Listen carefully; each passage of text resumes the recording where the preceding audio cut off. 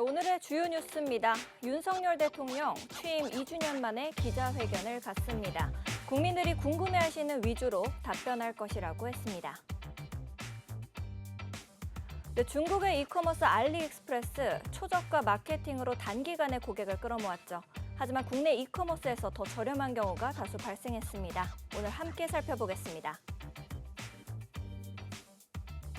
방탄소년단과는 관련 없다던 단월드, 여기저기서 BTS를 활용한 마케팅을 하고 있다는데요. 오늘 함께 이야기 나눠보겠습니다.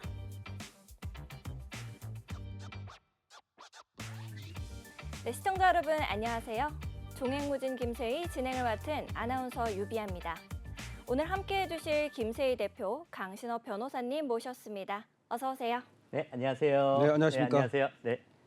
네, 벌써 두 번째 촬영인데요. 우리 지난 첫 방송 후 주변의 반응이 좀 어땠는지 궁금합니다. 김세희 대표님 반응 어떠셨어요? 네, 일단 TV에 얼굴 나오니까 좋은 것 같습니다. 네, 네, 텔레비전에 내가 나왔으면. 네, 텔레비전 내가 나왔다고 네. 이렇게. 알겠습니다. 좋습니다. 네. 그러면 강신업 변호사님, 주변의 반응이 좀 어떠셨습니까? 글쎄요, 요새 저도 이제 TV 못 나왔었거든요. 한참 동안. 그러다가 갑자기 TV에 얼굴이 비치니까 네. 사람들이 좋아한 것 같습니다. 알겠습니다. 네. 좋습니다. 우리 앞으로 시청자 여러분들의 많은 관심도 부탁드리겠습니다. 바로 첫 번째 뉴스로 가보겠습니다.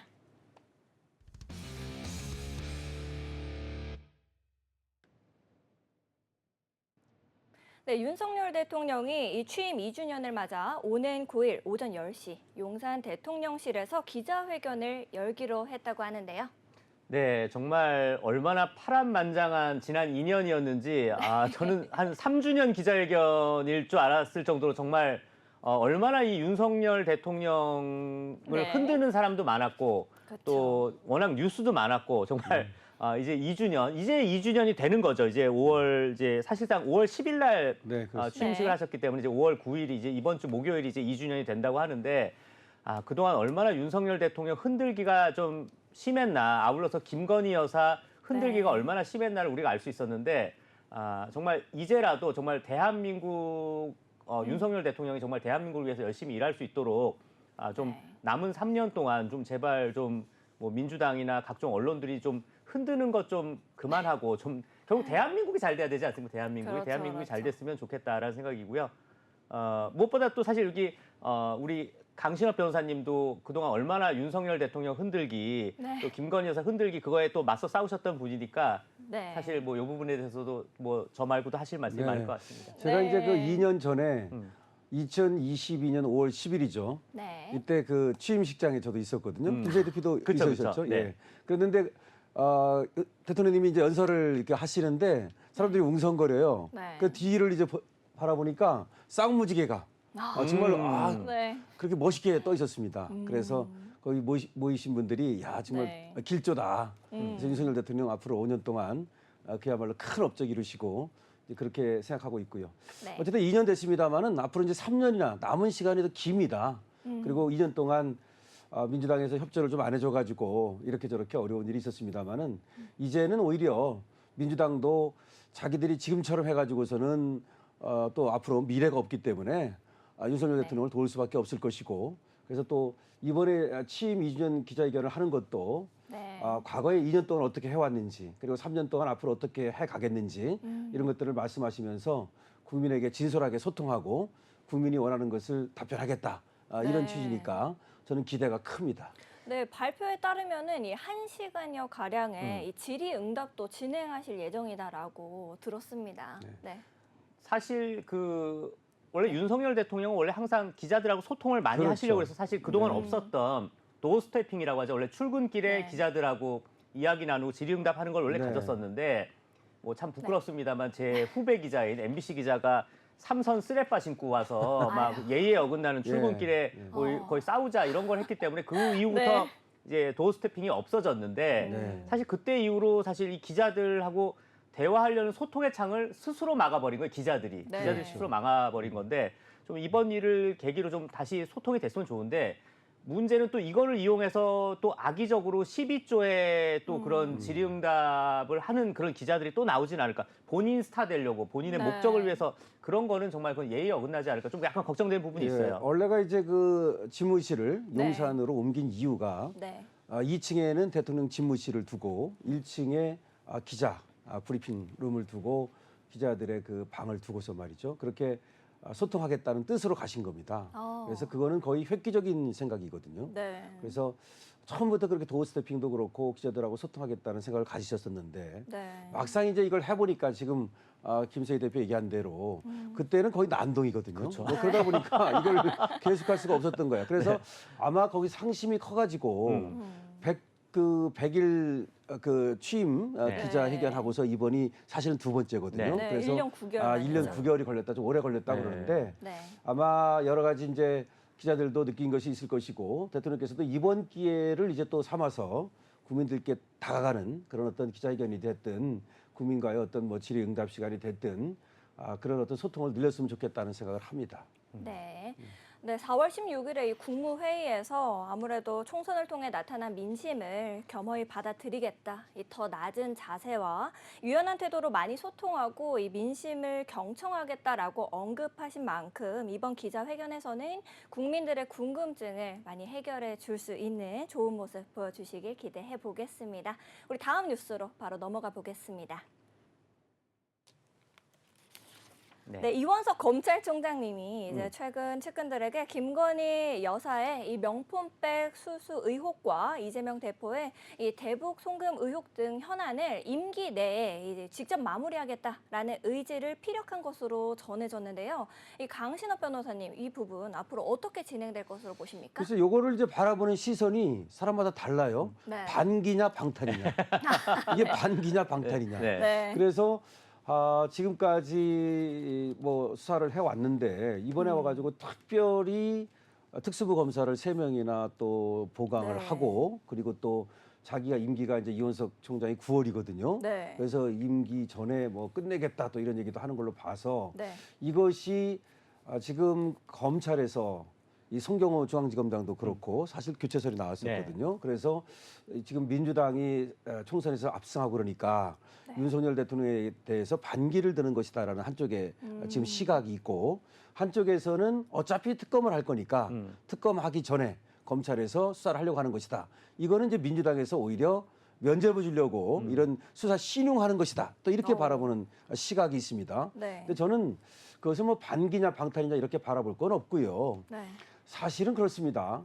김건희 여사의 이 수사를 할 필요성이 있느냐. 수사는 필요성이 있어야 되거든요. 첫 번째. 네. 그리고 또 그 범죄 혐의점이 있느냐. 이제 이건데 사실은 김건희 여사는 처벌할 수가 없어요. 네. 설사 명품백을 받았다 하더라도 네. 이것을 부정부패 방지법, 김영란법으로 처벌할 수가 없거든요. 오. 그리고 또 대통령께서는 그 받은 사실을 알고 네. 그럼에도 불구하고 돌려주지 않았다. 뭐 그래 좀 문제가 되는데 네. 그렇다 하더라도 대통령은 형사소추를 할 수가 없어요. 임기 내에.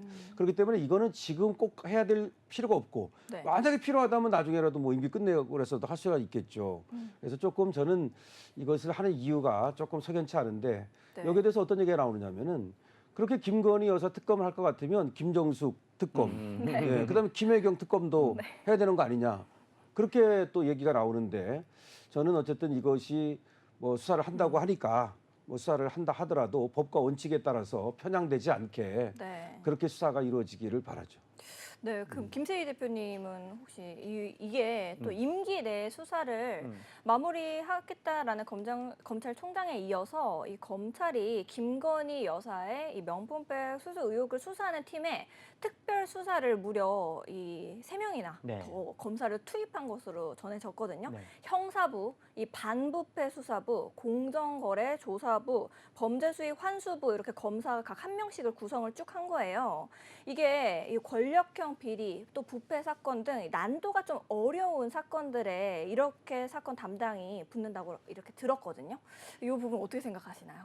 솔직히 이게 저는 사실 이제 법조반장 출신이라서 네. 한데 이게 그렇게 특수부가 어려운 사건이 아니거든요. 이게 뭐 네네. 어려운 사건입니까? 굉장히 단순한 네. 사건입니다. 말 그대로 그 최재형 목사가 디오로백을 네. 본인이 함정 수사로 몰카를 달아서 그냥 준 사건, 그게 그렇죠. 끝입니다. 네. 거기에 무슨 뭐 글쎄 복잡다단한 뭐 기업의 뭐 분식회계나 뭐 이런 거 하고 열심히 취재하던 열심히 그런 걸 네. 수사하던 특수부 검사가 전혀 필요가 없습니다, 사실. 글쎄 말이에요. 이게 말이 안 되는 거라서 이거는 사실 미안한 얘기지만 제가 뭐 당연히 저는 뭐 이제 그 사법고시랑 이런 걸 로스쿨을 못 나왔기 때문에 당연히 저는 수사권이 없지만 이건 제가 수사해도 할 수 있습니다. 솔직히 미안한 얘기지만. 네, 근데 네. 이거는 내가 볼 때 이건 좀 약간 저는 아까 우리 강신업 변호사님께서도 정말 잘 지적을 해주셨는데 네. 임기가 정말 얼마 안 남았어요. 얼마 안 네. 남았는데 이거를 마무리 짓겠다? 이게 좀 약간 저는 글쎄 좀 말이에요. 걱정스러운 부분이 예. 굉장히 많다. 이게 네. 그러니까 특수부 검사들을 대거 투입하는 것도 좀 예. 약간 느낌이 이상하고 예. 너무 단순한 사건이잖아요. 글쎄 이건 말이에요. 근본적으로 네. 이건 이미 사건이 성립이 안 되는 게 네. 함정 수사입니다. 함정 음. 사실 미국에서도 사실 미국에서 함정 수사가 있어요. 예를 들면 어떤 거에 보면 여경이 네. 일부러 야한 옷 입고 성매매를 네. 부추기고 그걸 함정 파티. 근데 대한민국에서는 그게 불법입니다. 함정 네. 수사가. 근데 지금 딱 함정 취재했기 때문에 이건 어차피 성립이 안 되는 거기 때문에 어. 정말 그런 쪽으로 마무리를 짓겠다는 건지 네. 그거에 대해서 좀 많이 걱정이 되는 부분이 좀 많습니다. 글쎄 반부패 수사, 공정거래 수사, 네. 범죄 수익 환수. 네. 뭐 범죄 수익 환수니까 뭐 명품백을 환수하겠다는 것이 네, 네, 네. 사실 그 명품백이라고도 하면 안 되고 네. 조그만 그 장지갑이죠, 파우치인데, 장지갑. 네, 네. 그 장지갑. 장지갑인데 제가 이제 그때 이 얘기가 나왔을 때 최재형한테 제가 소위 분노해가지고 네. 제가 김건희 여사 그 또 팬클럽 회장으로 복귀하면서 음. 제가 이제 던지기 수법이다. 그래가지고 이거는 던지기 수법이지 지금 네가 갖다 놓고 간 거지 받은 것도 아니다. 그렇게 이제 얘기를 했었는데요. 네. 이거는 사실은 어떻게 보면은 이걸 가지고 우리나라에서 그렇게 여사님을 갖다 물어 뜯는다는 것이 정말 정치적으로 후진적이다 저는 그렇게 보고요. 네. 오히려 지금 최재형 목사에 대해서 스토킹 처벌법으로 또 조사가 이루어지고 있습니다.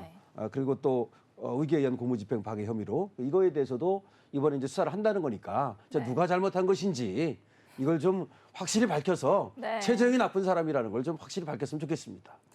근데 뭐 이 조국 혁신당의 이 조국 의원도 검사 3명을 추가 배치로 한 것이 강도 높은 수사를 했어도 별거 없었다라는 결말을 낼게 충분히 예상된다라고 말을 했었거든요. 아니 저거 모르는 게 없어. 뭐, 아니 무당이야 뭐야 미리 다 알아 미리 다 알아. 어? 그리고 미리 일부러 선수 그렇죠. 쳐가지고 김 빼기 하는 건데 그러니까요, 예. 그렇게 네. 하지 마세요 조국 씨. 이게 지금 TV에서 네. 이렇게 나가는 거죠? 네. 네. 아니 뭐 내가 씨라 그랬으니까. 또 진담이 제가 좀 나거든요. 네. 아, 근데 알겠습니다. 제가 네. 그 TV에서 이런 거 얘기해도 되는지 모르겠는데 네. 이거 MBN 채널에 네. 또 유튜브로 동시에 하다 보니까 또 슈퍼챗이 좀 제가 잠깐 네, 좀 네, 네. 이제 MBN이 잘 돼야 또 저희도 다 잘 그렇죠, 되니까 그렇죠. 네. 슈퍼챗을 좀 읽도록 해보겠습니다. 잠깐 네, 읽겠습니다. 네, 네, 이하빈님께서 네. 읽지 말래요? 네, 네. 읽지 말래요? 알겠습니다. 읽지 말래요. 네. 읽지 말랍니다. 네, 아유, 네, 우리 그렇습니다. 고맙습니다. 아, 네. 아무튼 알겠습니다. 감사합니다. 네. 함정 취재를 직접 이렇게 하실 뻔했는데요. 우리 다음 이슈로 바로 넘어가 네, 보도록 네, 하겠습니다.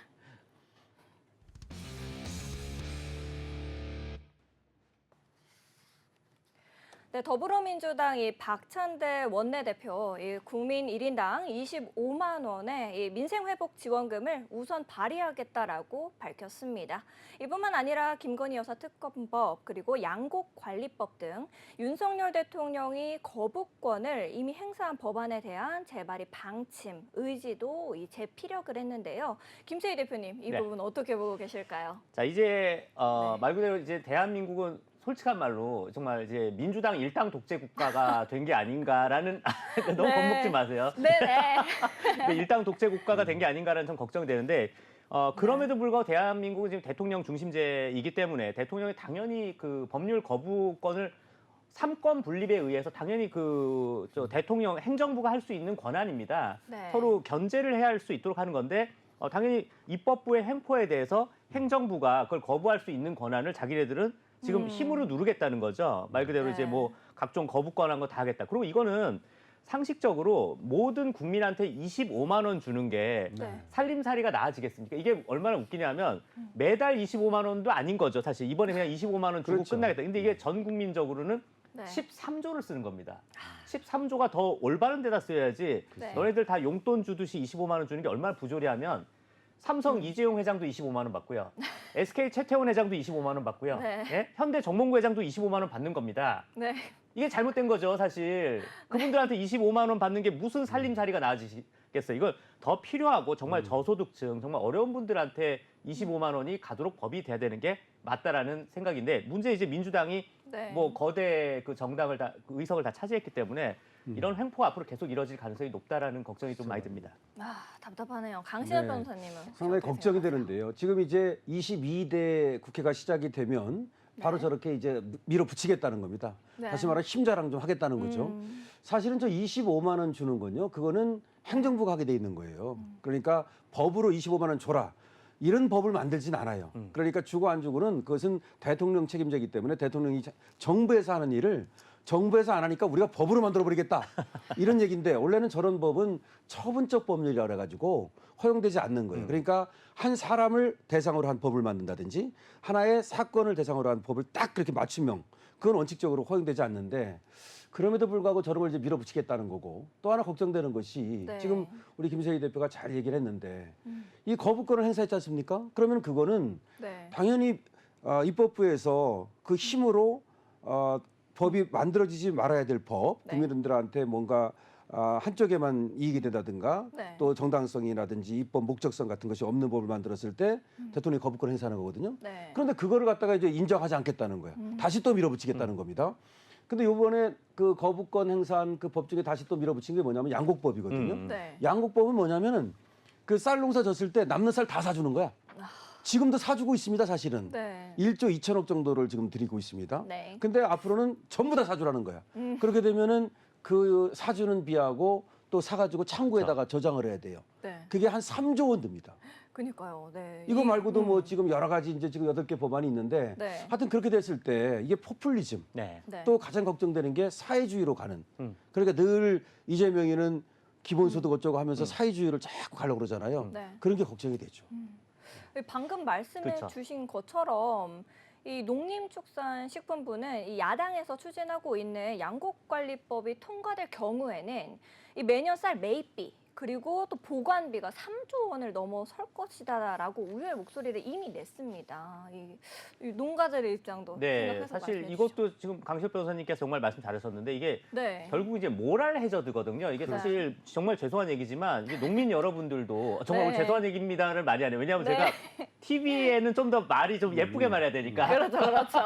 근데 자 보시면 사실 농민 여러분들 정말 고생하시고 정말 대한민국에서 정말 중요한 역할을 많이 하시는데 문제는 야 이제 쌀 아무리 우리가 공급 과잉을 해도 나라가 다 사준대. 그렇죠. 그게 그러면 문제인 이거는 거죠. 이거야말로 모랄 해저드가 생길 수 있다는 겁니다. 네. 어차피 나라 야 어차피 내 돈이냐? 그럼 뭐 부자들 다 나라 세금으로 우리가 다 돈 버는 이러면 대한민국의 모든 농가가 쌀 농사만 지을 가능성이 그렇죠. 되게 높아지는 네. 겁니다. 뭐 과일도 안 하고 네. 뭐 무슨 따로 보리도 안 하고 뭐 다 쌀 할수록 농사만 돈이 할 되니까. 네. 쌀 농사는 무조건 그거는 100% 완판이 되는 거예요. 100%예요, 100%. 완판이 되는 겁니다. 이건 사실 잘못됐다. 사실 제가 뭐 이게 네. 적절한 예인지 모르겠는데 옛날에 보면 한때 퀴노아가 돈 된대요. 뭐 네. 샤인머스켓이 돈 된대요. 뭐 노니가 뭐 돈 된대 하면 네. 그걸 막 와장창 다 했다가 그러니까. 공급 맞아요. 과잉으로 망한 농가가 되게 그렇죠. 많아요. 한동안 붐했잖아요. 네, 붐일 때마다 그 농가가 그게 하는데 문제는 이렇게 되면 이제 대한민국의 다른 그 이제 곡물 하는 사람들 없어질 겁니다. 네. 다 쌀만 할 거예요. 이러면 결국 누가 망하냐?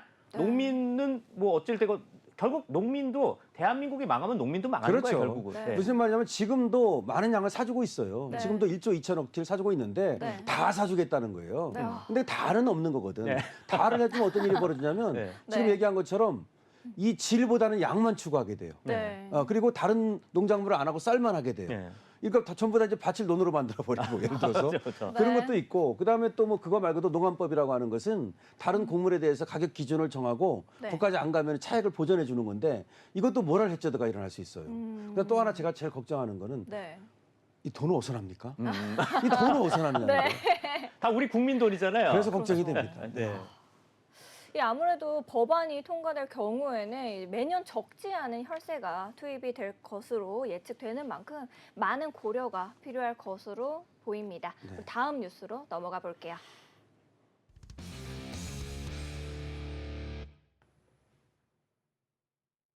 네, 나경원 국민의힘 당선자가 이 이재명 일당이 된 민주당을 상대로 야당이 한 걸음도 나아가기가 어렵다라고 얘기를 했죠. 용산 대통령이 따로 있고 또 이 여의도 대통령이 따로 있는 전국 아니냐라는 이제 일침을 날리셨는데요. 어떻게 생각하시나요? 이거 막상 저도 이 기사 보니까 아까 제가 일당 네. 독재하면서 죄송합니다를 할 필요가 없었네요.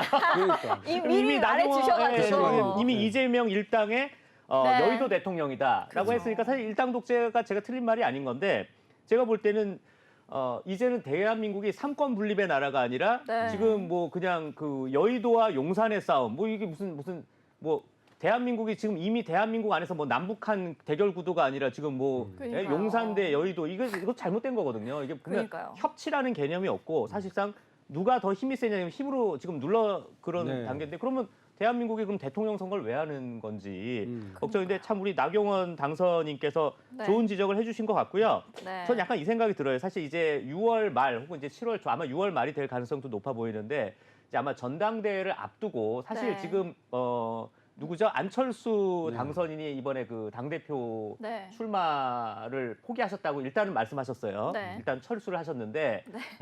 근데 일단 그때 뭐 또 사람이 또 철수하다가 또 철수를 번복하실 수도 그렇죠, 있으니까. 그렇죠. 근데 아마 나경원 당선인이 혹시 이번에 전당대회 때 본인의 좀 존재감을 하고 좀 당대표 출마를 좀 하려는 게 아닌가라는 약간 그 생각도 있습니다. 사실 네. 멘트가 센 편이죠. 사실 여의도 그렇죠. 대통령 네. 멘트가 센 편이라서. 이제 나경원도 이제 정치인이 돼 가고 있는 것 같아요.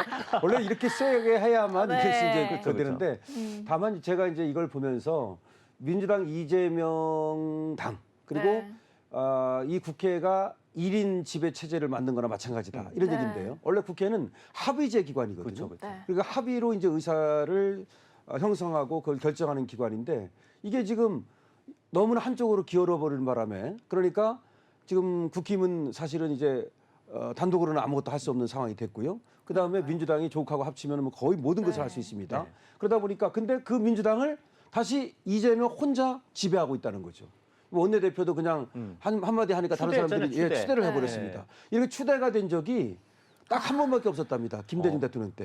근데 그때는 이제 당이 잘못돼가지고 이제 추스리려고 추대를 했던 거고 네. 이렇게 총선에서 완벽히 승리를 거둔 큰 당이 추대를 한 적은 처음이다. 네. 그 얘기는 무슨 얘기냐면 이재명 민주당 당대표가 그만큼 완전히 네. 이 당을 손에 쥐고 있다는 겁니다. 뭐 국회의장이라든지 뭐 상임위원장이라든지 전부 다 이재명 당대표의 눈치를 보고 있다는 건데 네. 자 이렇게 되니까 지금 나경원 의원 얘기하는 것처럼 말이죠. 네. 이제 용산 대통령 또 여의도 대통령 이런 얘기까지 나옵니다. 어떻게 생각하면 참 우리로서는 참담한데 어쨌든 이재명이가 이와 같이 일당 체제를 하고 1인 지배 체제를 하는 것은 이거는 이제 그야말로 입법 독재가 될 우려가 있기 때문에 네. 우리는 여기에 대해서 견제를 해야 되고 또 그렇게 해서는 이재명 당대표도 또 그렇게 해서는 안 됩니다. 네. 안 그래도 이제 그 나경원 의원의 멘트가 좀 세졌다라고 말씀을 네. 해주셨는데 제가 보니까 이제 친명 박찬대 의원이 원내대표가 그렇죠. 되는 과정 역시도 언급을 하셨더라고요. 네. 그래서 맞아요. 이제 단독 출마의 단독 당선이다. 글쎄 말입니다. 또 뭐 이재명 대표의 이재명 일당이 된 게 이제 민주당을 상대로 여의도 안에서는 우리가 이제 그렇죠. 야당 아닌가라는 네, 멘트까지 맞아요. 하셨거든요. 이 부분에 있어서 이제 단독 출마에 단독 당선하니까 네. 김정은이 생각납니다. 이거 뭐 김정은이야 뭐야 그 이거. 원래 북한에도 그거 있잖아요. 네. 포스터에 압도적 찬성률로 우리 뭐 위원장님을 추대합시다. 압도적 당선률. 네. 아 정말 걱정이 많습니다 지금. 네. 알겠습니다. 네. 네, 이게 아무래도 이 차기 이 전당대회를 그렇죠. 앞두고 이 초선 당선인들의 입장이 밝혀지면서 앞으로의 관심이 집중될 것으로 예상이 되고 있는데요. 이번 전수조사에서는 응답자 39명 중에 이제 20명이 이 민심을 반영하는 쪽으로 전당대회 룰이 개정이 돼야 된다라고 밝힌 것으로 드러났습니다. 이 출마 의지를 밝힌 두 사람 어떻게 각자 생각을 하시는지 김세희 대표님부터 지금 출마 의지 저희 둘이요. 네. 그러니까 지금 네. 그 방금 전 말씀하신 게 이건데 지금 일종의 이것도 결국 전당대회를 앞두고 일종의 파워 게임인데 네. 힘겨루기입니다. 말 그대로 결국은 이게 그 당원 100%냐, 네. 여론조사가 뭐 얼마냐 지금 이런 파워 게임인데 사실 당원 100%로 가면 사실 네. 뭐 저나 우리 강신업 변호사님 같이 네. 어떻게 보면 이제 국민의힘의 그런 우파 정신에 맞는 사람한테 사실 유리해요. 네. 근데 이제 말 그대로 지금 이번에 이제 초선 의원들이나 뭐 일부 뭐 이준석, 유승민 이런 쪽 네. 계열들은 여론조사 비율을 높이자, 심지어 네. 이제 50대 50을 하자 이런 논의까지 있는데 50대 50인 적이 전 있었는지가 모르겠는데 일단 4년 전인가요? 2021년, 그러니까 3년 전이네. 2021년도 6월에 있었던 이준석이 당대표가 되던 그 전당대회 때 말 그대로 당원 70에 여론조사 30으로 그렇죠. 그랬는데 그때도 이제 나경원 그 후보랑 네. 네네네. 이준석이랑 네, 붙었었죠? 그게 붙었는데 그때도 사실 당원보다 그 이준석이 굉장히 그 네. 압도적으로 이준석이 유리했기 때문에 그러니까 그 득표를 했기 때문에 사실 네. 여론조사의 재미를 좀 많이 본 면이 있습니다. 그런데 저는 이렇게 생각해요. 이게 결국 네. 우리가 대통령 후보를 뽑는 게 아니라 국회의원 후보를 뽑는 게 아니라 국민의힘이라는 당의 당대표 그리고 네. 당의 최고위원을 뽑는 그 선거면 네. 그 당원이 아닌 다른 뭐 민주당 지지자나 뭐 조국 지지자나 이런 사람이 여기에 개입하면 저는 안 된다고 봐요. 그렇기 때문에 이 여론조사는 저는 들어가면 안 된다. 아무리 이번에 총선이 패배한 거에 대해서 네. 이런 식으로 우리가 미리미리 우리가 고개를 숙이고 우리가 좌클릭하고 이런 네. 식으로 당원이 아닌 사람들의 여론조사까지 반영해야 된다. 저는 이거는 끝까지 우리가 막아야 된다. 그래서 아까 우리 강시혁 변호사님하고도 방송 전에도 얘기했습니다만 이게 만약에 또 등 떠밀려서 네. 여론조사 비율이 들어가야 된다? 그럼 우리는 최대한 그 비율을 적게 할수록 싸워야 된다. 근데 최대한 우리의 그 목표는 네. 기존의 당원 100%를 유지해야 된다라는 입장이 좀 돼야 될 것 같습니다. 네, 그러면 강신업 변호사님 네, 맞습니다. 어떻게 예를 들어서 생각하세요? 네. 아니 그 부산 시장 뽑을 때는 누가 뽑죠? 부산 시민이 부산 뽑죠. 시민이 뽑잖아요. 그리고 서울 시장 뽑을 때는 서울 시민이 뽑는데 그렇죠. 그럼 민주당 당대표 뽑을 때는 민주당 사람들이 뽑는 거고 우리 국민의힘 당대표 뽑을 때는 국민의힘 사람들이 뽑는 게 원칙입니다. 네. 예, 그게 원칙이에요. 그래서 다만 이제 그 당원들만 가지고 선거를 했을 때 당원이 아닌 사람들의 의견을 반영을 좀 못하는 게 아니냐. 그렇게 어떤 합리적인 어떤 의견을 제시할 수는 있어요. 그런데 그걸 해결하기 위해서 어떻게 하느냐면 미국 같은 나라는 오픈 프라이머리를 할 때 그렇죠. 민주당하고 공화당이 같은 나라예요. 같은 나라고 그리고 온라인으로 하는 것이 아니라 현장에 나와서 투표를 합니다. 네. 그런 식으로 해가지고서 어떤 그 다른 당에서 영향을 미치는 역선택 네. 이것을 막거든요. 근데 우리나라는 역선택을 막는 장치가 아무것도 없어요. 음. 여론조사라고 하는 것도 그 사람이 민주당원인지 국민의힘 당원인지 그것도 물어보지도 않고 네. 무조건 물어봐가지고서 뭐 30%다 뭐 하여튼 이렇게 해갖고 그걸 반영하는 거거든요. 근데 김세희 대표가 얘기를 아주 잘했는데 네. 이 30%라고 그러지만 30%가 그게 좌우를 해요. 저번에 나경원하고 이준석하고 붙었을 네. 때 당심에서는 나경원이 이겼거든요. 네. 근데 요 역선택 받아가지고 이준석이가 여기서 이겨가지고 이제 당 대표가 되는 겁니다. 그렇기 때문에 이 민심이라고 하는 허울 좋은 이름으로 여기를 비율을 높이면 이 당원들이 오히려 당원들의 의사가 좌절돼요. 그럼 당원들이 왜 당비 냅니까? 당비 왜 내는 겁니까? 그리고 당원이면 프라이드가 있어야 되고 내 당에 대한 어떤 사랑이 있는 건데 네. 이 당원을 무시하는 거기 때문에 그건 안 되는 거고 저는 그래서 원칙적으로는 100% 당원이 해야 된다고 보고 만약에 조금이라도 그러면 약간 여지를 두자 그러면 한 10% 정도만 민심을 반영하는 것이 좋다 이렇게 생각을 합니다. 네. 지금 말씀하신 거에서도 제가 100% 공감을 하고 맞는 게 사실 자꾸 뭐 네. 미국 얘기하는데 미국의 그 오픈 프라이머리나 이런 거 할 때도 그 사람이 투표를 하는 게 오픈 프라이머리지 네. 어떠한 여론조사 기관이 자기네들이 마사지를 한 그 내용을 사실 마사지란 표현이 맞습니다. 왜냐하면 네. 제가 저도 이제 그 석사학위도 따고 뭐 할 때 결국은 그 여론조사를 다 할 수밖에 없어요. 설문을 할 수밖에 없는데 네. 그걸 설문을 결국 통계를 내려면 뭐 이게 30대, 20대 뭐 어느 그렇죠. 석에 그걸 이제 버릴 건 버리고 그걸 네. 뽑아내는 그걸 결국은 그 통계하는 사람이 결정하는 거예요. 근데 그렇지. 결국이 마사지인데 예, 예, 예. 이 역할을 왜 우리의 민심을 왜 그 여론조사 기관한테 맡기는 거냐? 결국 결정권자가 여론조사 기관이 돼버리는 거죠. 그렇습니다. 핵심을 네. 얘기했는데요. 네. 네. 미국 여론조사를 안 합니다. 네. 여론조사를 하는 게 없는 거예요. 직접 가는 거예요, 현장에서. 근데 우리는 여론조사라는 걸 통해서 하는데 그거는 여론조사 기관의 어떤 의사가 상당히 반영될 가능성이 많거든요. 네. 그래서 우리나라도 꼭 좋은 건 받아들여야 되잖아요. 그러니까 당원 투표를 하고 근데 직접 나가서 당원들이 그리고 만약에 당원들이 아닌 사람들이 10% 한다. 그러면 할 사람은 직접 와라 이거예요. 와라. 그리고 주민등록증 내놓고 그리고서 투표하라. 이렇게 하면은 확실하게 그 의사를 반영할 수가 있죠. 좀 우리도 이제 획기적으로 좀 바꿔야 됩니다. 네. 꼭 당대표가 되셔서 그렇게 바꾸셨으면 네, 좋겠습니다. 어쨌든 뭐 사실 제가 하여튼 뭐 네. 이번에는 컷오프 안 시키겠죠? 네, 부탁합니다. 네. 아니 그러니까 아, 여기서 그러니까 저희가 당원들의 정말 당원들이 저희를 별로라고 생각하시면 저희를 안 뽑으시면 돼요. 그럼요. 그러니까 우리가 그 기회를 달라 그렇죠. 그런 겁니다. 네, 네. 네, 알겠습니다. 네, 네. 우리 계속해서 관련 내용으로 좀 이어가 보겠는데요. 이 원내대표 선거를 앞두고 본격적인 이 선거 운동이 시작된 가운데 추대론까지 제기가 됐었던 이철규 의원이 결국 불출마했습니다. 이 부분 어떻게 생각하시고 계실까요? 일단 저는 아주 좋은 선택이라고 생각합니다. 사실 이게 어쩔 수 없습니다만 이게 결국 그 원내대표 역할이 참 중요하긴 합니다만 또 이게 결국 그분이 네. 꼭 내가 원내대표를 해야지 꼭 나라가 바뀌어 이것도 아니기 때문에 그럼요. 예. 제가 볼 때는 사실 미안한 얘기입니다. 오늘 미안한 네. 얘기 많이 하는데 이철규 의원께서는 참 좋은 일도 많이 하시고 훌륭하신 일 많이 하셨다고 저희도 믿어요. 그런데 네. 다만 이번 총선에 어찌됐건 책임자의 그 인재영입위원장도 했었고 네. 책임자 역할이었기 때문에 여기서 원내대표를 한다라는 게 저는 그렇게 이미지상 좋지 사실 지금 이따가 뭐 한동훈 네. 뭐 위원장 얘기도 할 것 같은데 네. 한동훈 위원장도 지금 사실 출마를 안 하는 게 이번은 일단 옳고 이철규 의원도 이번엔 출마 안 하는 게 옳은데 이번에 옳은 선택을 잘 한 것 같습니다. 네. 원래가 이제 그 윤석열 대선 캠프에서 조직사무부총장을 했거든요. 네. 근데 그게 굉장히 중요한 역할입니다. 그 대선 공신이라고 볼 수 있고요.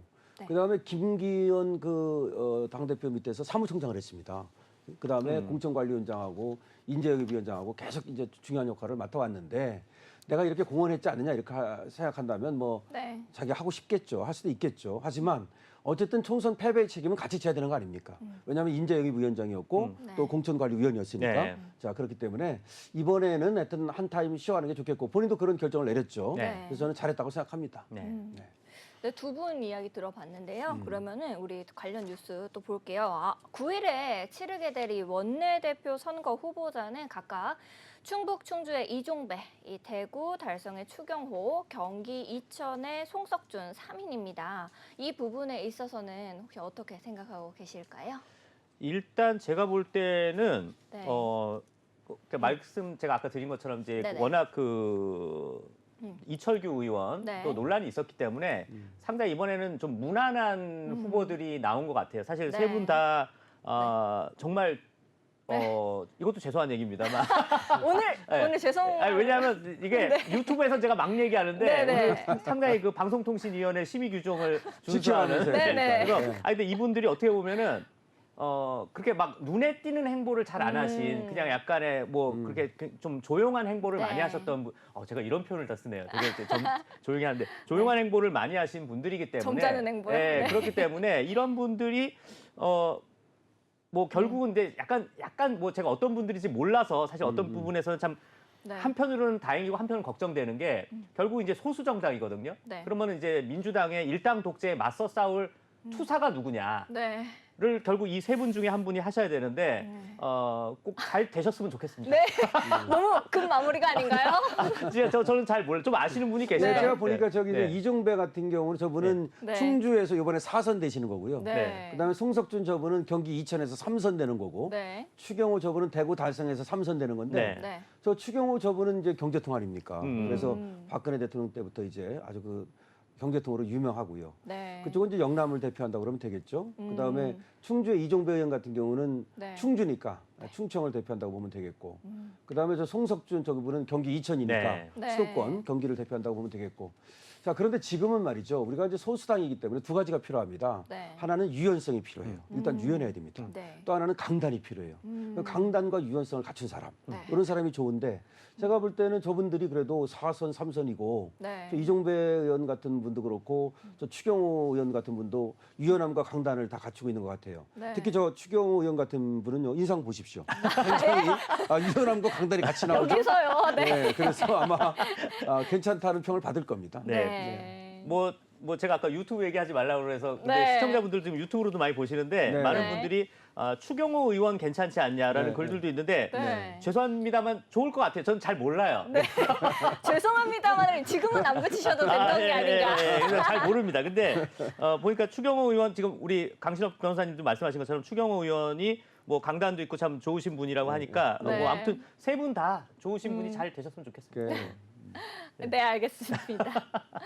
네, 그러면 우리 원내 대표 그리고 선거랑 전당대회를 앞두고 이 국민의힘 한동훈 전 비대위원장의 행보에 대해서 네. 이 여의도 안팎에서 여러 목소리가 나오고 있습니다. 아직은 공식적인 움직임이 없는데요. 이 한 전 위원장의 행보 앞으로 좀 어떻게 이어갈 것으로 보고 계신지가 궁금합니다. 우리. 제가 아까 이철규 의원님이 원내대표 출마 안 하시는 거를 굉장히 좀 잘하셨다고 하는 것처럼 네. 저는 사실 한동훈 비대위원장이 참 어려운 선거 참 고생하셨다라고 저는 인정할 부분은 인정하고 다만 이제 네. 공천에서 좀 말 그대로 제가 사실 유튜브에서 더 심한 말을 쓰긴 합니다만 여기서는 그냥 잘못된 공천. 네. 잘못된 공천이 좀 몇 개가 있었다. 네. 몇 개가 있었다. 좀 그런 부분이 있기 때문에 사실은 이번 전당대회는 출마를 안 하시는 게 저는 바람직하다고 봅니다. 사실 이번에 네. 약간 우리가 너무 뭐 윤석열, 한동훈 뭐 요런 걸로 너무 그 사람들을 띄우고 뭐 이런 가지 말고 정말 네. 이 이재명이라는 일당 독재 거기 그 거대 민주당에 맞서 싸우는 그런 거에 하고 아울러서 이번에 국민의힘이 좀 더 우리의 우파 정신에 맞는 당으로 사실 이번이 사실 기회입니다. 사실 제가 몇몇 분들한테 나만 최고위원 나 혼자 출마해서 뭐 하냐. 내가 5명 중에 1명 돼서 뭐 하냐. 좀 같이 하자라고 했는데 몇몇 분들이 사실 이번 지도부에 들어가 봐야 메리트가 하나도 없다. 사실 이번에 뭐 총선에 무슨 뭐 공천권을 휘두르는 것도 아니고 아무 메리트가 없기 때문에 이번에 할 이유가 없다라는 분들이 사실 몇몇 분들이 저한테 있었어요. 근데 안타까운데 이럴 때일수록 어떤 면에서는 정말 강신업 변호사님이나 저같이 그냥 눈치 안 보는 사람, 정말 진정한 우파 정신에 필요한 사람이 이번엔 좀 하고 한동훈 비대위원장 같은 경우도 네. 우리 우파의 중요한 자산입니다. 자산이니까 꼭 네. 언젠가는 꼭 뭐 나중에 뭐 대선 후보를 비롯해서 뭐 각종 뭐에 나오실 거니까 네. 일단 이번은 좀 지금 잠깐 쉬어가는 쉬어가시고. 네, 좋지 않나 생각됩니다. 그 우파의 중요한 자산, 중요한 말입니다. 네. 그리고 우리 우파의 아주 소중한 자산이기 때문에요. 네. 어떻게 보면은 우리가 또 그만큼 보호하고 또 키워야 됩니다. 네. 자, 그런데 지금 이제 우리 김세희 대표가 잘 얘기를 해줬는데 나오느냐 안 나오느냐, 뭐 지금 뭐 당내 찬반 기류도 있고 네. 또 여러 사람들이 또 점을 치고 있어요. 요즘 왜 이렇게 점을 많이 치는지 몰라요. 네. 우리 심평 교수가 그렇게 점을 많이 칩니다. 우리 한동훈 전 네. 비대위원장에 대해서. 네. 그다음에 홍준표 대구시장님은 대구시장. 대구시가 마음에 안 드는가 봐요. 항상 서울에 올라오셔서. 아니, 대구시 얘기를 별로 안 하시는 것 대구 얘기를 안 하셔. 항상 마음은 서울에 와 있습니다. 네. 마음은. 예, 한동훈 비대위원장한테 이런저런 얘기를 했죠. 네. 뭐 다 알고 계실 겁니다. 그런데 어쨌든 저는 이렇게 생각을 합니다. 이번에 이제 이 당대표를 뽑는 거는 당을 이제 추스리고 그야말로 일사불란하게 이끌어갈 수 있는 그런 어떤 경륜이 필요해요.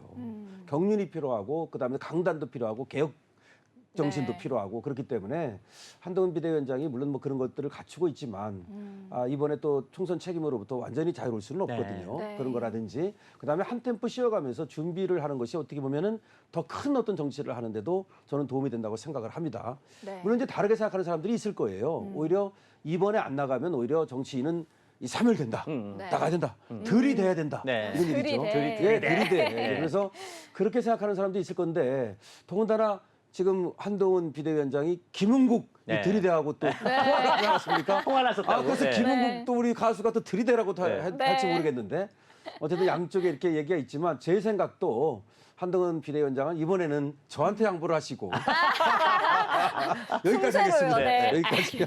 제가 빠르게. 네. 잠깐 제가 여기 또 시청자분께서 의견을 얘기해 주셨는데 네, 네. 아주 옳은 지적인 것 같은 게 네. 네. 이번에 당대표로 나가시는 것보다 네. 제가 볼 때 어차피 1년 안에 지금 재보선 지역도 많이 나오고 내후년에 또 재보선 지역이 많이 나옵니다. 네, 네. 차라리 이번 다음 내년에 있을 재보선에 출마해서 원내 진입하시는 게 더 의미가 있지 그렇죠. 않나. 그렇죠. 네. 왜냐하면 네. 또 당대표 신분으로 네. 재보선 나가는 것도 사실 그러면 이상하거든요. 이제 자기가 자기 추천에 따라 가지고 또 공천에 따라서 네. 또 문제가 되니까 네. 어떻게 보면 원내에 들어가는 게 더 중요해요, 사실은. 네. 알겠습니다. 우리 국민의힘에 이어서 이 민주당, 더불어민주당 분위기도 좀 이야기를 나눠볼 건데요. 이재명 더불어민주당 대표가 최근에 이 주변 의원들에게 자신의 연임에 대한 의견을 묻고 다녔다라고 합니다. 강신호 변호사님 어떻게 이 부분? 이미 글쎄요. 댓글 만들어 주셨네요. 네. 고맙습니다. 아이고. 진땀이. 아니 그 대자만 말했기 때문에 네, 네. 대변인인지 대표인지 예. 뭐 대표 이사인지 잘 모릅니다. 예, 예. 네. 어쨌든 지금 이재명이 그렇게 이제 묻고 다닌다는 얘기는 뭐 나 시켜 압박을 가하는 거죠. 네. 사실은 정해진 겁니다. 그리고 저는 이렇게 생각합니다. 마치 묻고 다녔다는 그런 어떤 홍보를 함으로써 네. 내가 내 마음대로 한 거 아니야.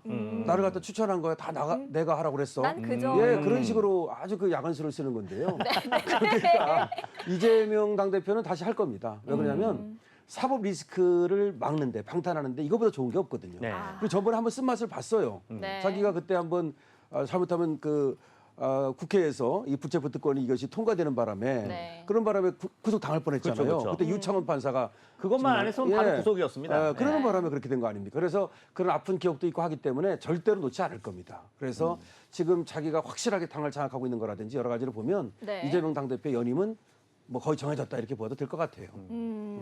바람직하지는 않습니다만은 네. 뭐 지금 민주당 상황이 그러니까요. 네. 알겠습니다. 그러면은 이제 김세희 대표님은 어떻게 생각하세요? 그 제가 볼 때는 이 이재명이 목숨 걸고 네. 사실 주요 정치인들을 막 뭐 하위 몇 퍼센트 하면서 막 지난 공천이 거의 학살 공천에 가까운 그런 공천을 했었는데 네. 결국 본인의 목적을 이루고 심지어 총선까지 어마어마하게 승리를 했어요. 네. 자기가 당대표를 그 내놓을 이유가 하나도 없는 겁니다. 이미 이제 아까 우리 나경원 전 의원이 얘기하신 것처럼 이제 당선인이죠. 네. 나경원 의원께서 말씀하신 것처럼 이제 여의도 대통령입니다. 여의도 대통령인데 네. 그걸 계속 이용하려고 하겠죠. 이용하려고 하기 때문에 제가 볼 때는 뭐 대한민국의 비극입니다만 뭐 네. 이미 엎질러진 물이니까 이제는 사실 좋은 원내대표 그리고 좋은 그 당대표가 빨리 국민의힘에서 나와서 네.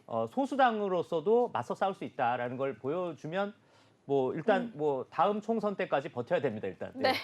버틸 수밖에 없습니다. 알겠습니다. 두 분 의견을 잘 들어봤는데요. 이 민주당 소속 차기 국회의장 후보들이 의장이 이 중립을 지킬 필요 없다라고 주장한 것에 대해서 이 김진표 국회의장이 조금만 더 공부하면 그런 얘기한 거 굉장히 부끄러워질 거다라고 지적을 했습니다. 이 부분에 대해서 이제 강신업 변호사님은 어떻게 생각하십니까? 예, 너무 당연한 말이에요. 저거 네. 지금 어떻게 국회의장이 중립을 안 지켜도 된다. 그 네. 추미애가 말하고 정성호가 네. 말한 거거든요.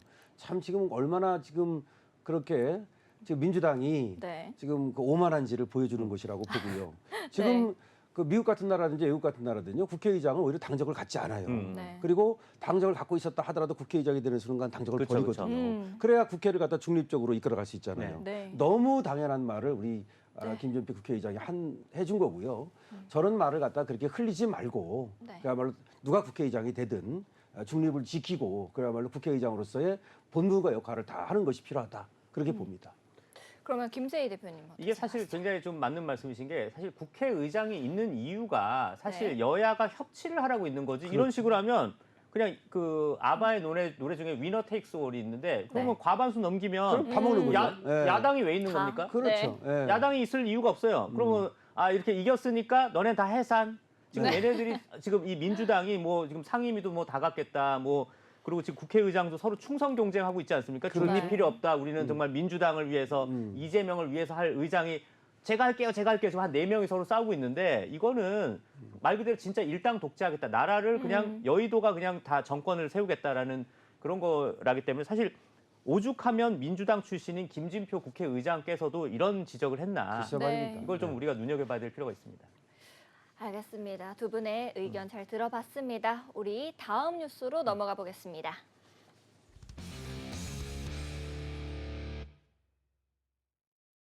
네, 중국의 이커머스 알리익스프레스 초저가 마케팅으로 단기간에 고객을 끌어모았는데요.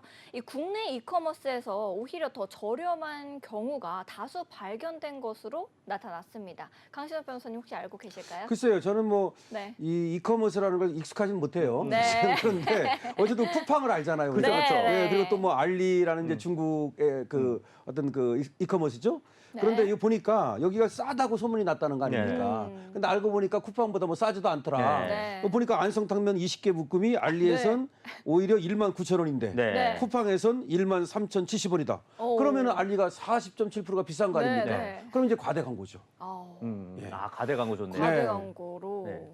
그러면 김세희 대표님은요? 지금 방금 네. 전에 뭐 CG도 저렇게 만드신 것 같은데 네. 네. 지금 강시혁 변호사님께서 말씀하신 걸 또 우리 제작진분들께서 만드신 것 같은데 보면 안성탕면이 네. 13,070원 네. 쿠팡에서는 네. 그리고 알리에서는 19,000원 그리고 켈로그 콤프로스트가 쿠팡에서는 12,920원 알리에서는 13,390원. 그리고 코카콜라가 네. 쿠팡에서는 19,960원. 그리고 알리익스프레스에서는 21,076원. 이게 보면 지금 네. 말씀하신 것처럼 말 그대로 알리가 제일 싼 게 아닌 품목들도 상당 부분 있다. 심지어 이 기사에도 보면 뭐 지마켓도 더 싼 게 있고 뭐 네. 어디도 더 11번가에서도 네. 더 싼 게 있고 이렇기 때문에 우리가 굳이 이 중국 공산당과 굉장히 의혹이 있는 이 알리, 테무 이런 네. 데다가 우리가 물건을 사는 게 우리 개인정보 유출의 위험이 있다. 실제로 그쵸. 대한민국 언론도 아닙니다. 미국의 네. 워싱턴 포스트가 네. 이거는 말 그대로 테무한테가 잘못했다가는 네. 말 그대로 개인 정보가 다 중국 공산당한테 넘어갈 수 있다. 그거에 대해서 많이 미국 유력 네네. 언론이죠. 거기서도 다 문제 제기를 한 것처럼 이거는 심각한 문제가 아닐 수 없다. 그래서 여러분들도 보면 뭐 마동석 씨도 막 뭐 알리 광고하고 이러는데 사실 네. 물론 뭐 참 안타깝습니다. 뭐 저도 뭐 요새 저희 회사 힘들어서 알리가 우리 네. 광고 주겠다 그러면 살짝 마음이 흔들릴 수 있을 수도 있지만 네. 그럼에도 마음이 불구하고 살짝? 살짝 설렜었나 네, 이러면 네. 안 되는데 근데 어찌됐건 이 알리나 테무 이런 거 정말 좀 조심해야 할 필요가 있다. 이제 문제는 말이죠. 네. 초저가 마케팅으로 네. 고객들을 끌어모았다는 게 문제야. 그러니까 네. 이게 초저가는 아니라는 거. 네. 그걸 그렇죠. 우리가 알려주는 거죠. 네. 네.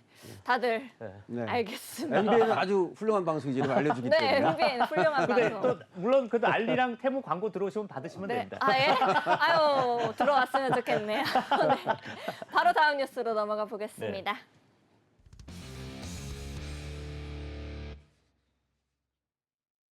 네, BTS와는 전혀 관련이 없다라고 밝혔던 다놀드의 주장과는 달리 이 온라인에서 확인되는 BTS 마케팅이 최소 2018년부터 시작된 것으로 나타났습니다. 혹시 김세희 대표님 알고 계실까요? 예, 이게 사실 제가 그저께 이제 네. 어린이날 명절 하루 앞두고 네. 제가 이제 다놀드 대학교 글로벌 사이버 네네. 대학교를 제가 충남 천안에 있는 데 직접 갔다 왔는데 멀리 다녀오셨네요. 네, 근데 지금 보면은 실제로 이 다놀드가 우리는 하이브랑 아무 관련 없다. 방탄소년단이랑 아무 관련 없다라고 하지만 실제로 제가 직접 가보면 거기에 BTS 로드라고 네. 사실은 엄청나게 긴 길입니다. 엄청나게 긴 길로 네. 여기 입구에서부터 글로벌 사이버 대학교까지 가는 길은 BTS 로드다라고 네. 자기네들이 그 명명까지 하고 거기다가 가는 길마다 현수막으로 네. 그 노래의 한 가사를 다 이렇게 현수막으로 만들어놨어요. 아니 특정한 네. 대학교에 BTS 로드라는 이름을 걸었다는 건 참 특이한 거죠. 그럼요. 네. 그러니까 이게 사실 문제가 뭐냐면